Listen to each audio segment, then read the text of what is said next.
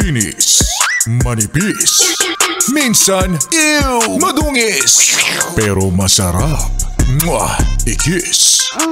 Sexy time na. Sexy Mega! In a world full of magugulong kausap, be like Ben and Ben. 'Di ba? Pagka kung ano ang gusto ng kausap nila, edi go.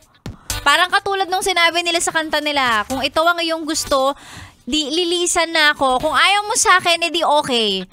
Kung gusto mong tayo pa rin, edi sige go. Kung gusto mo ng ganito, okay, sige. Dapat ganun. Huwag na nating i-stress ang sarili o ang buhay natin, lalong-lalo na yung mga ganyan, yung mga taong mahirap kausap, mga taong malabo, mga taong hindi makapag-decide ng gusto nila in life, mga taong hindi alam kung ano hinahanap, mga ganon. Diba? Huwag ganon, babe. Ay... may kasamang inis. Hindi, sinasabi ko lang na dapat by now, no? Naiintindihan ko naman minsan, 'di ba? Lalong-lalo na kunwari, parang gusto mo ng ganito pero parang ayaw. Parang ulam, gusto mo ng lumpia pero parang ang sarap kasi tilapia. Parang gusto mo magliempo pero syempre mataas ang high blood mo. Mataas na high pa. Mataas ang high blood mo, mataas ang pressure mo. Magugulay ka na lang. Alam mo yon, decide.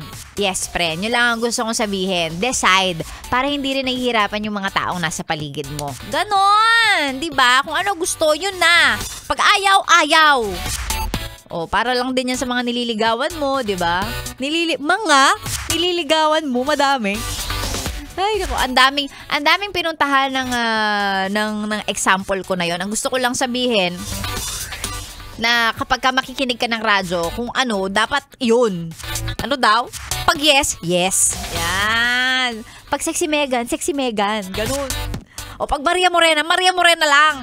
Yan. Huwag nang lilipat-lipat. Yan. Nabanggit ko lang kasi si Maria Morena na ang susunod. And syempre gusto kitang pasalamatan dahil pinili mo ko. In a world full of maraming pagpipilian, ang pinili, sexy Megan. Hoy! Daming sinabi, daming pambobola. Gusto ko lang magpasalamat and sana bukas kasama kita ulit. Ayan, 9:00 hanggang tanghali po yan. And by the way, gusto ko mag-hello sa lahat ng nanonood sa atin sa ating Facebook Live. Ayan, naka-Facebook Live kasi ako sa Yes FM Manila FB page. And thank you very much. Maraming salamat mga Yes friend. Bukas ulit. Siyempre, ngayong araw na to, may isa pang mamimigay ng 500 pesos. Kung sino man yon, abangan nyo na lang po. Secret muna.